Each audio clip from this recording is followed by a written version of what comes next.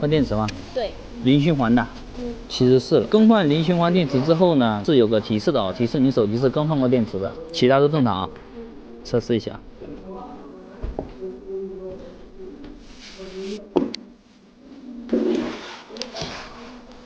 平时这个手机是不是洗澡的时候有带手机？有水。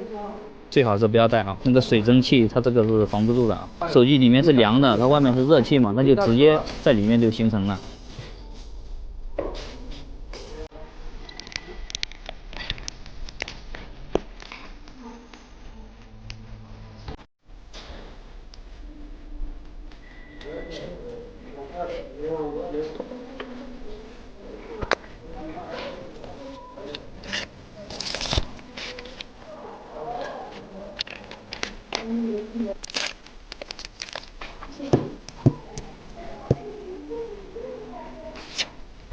它这个电池容量就跟原来的一样的，大一点。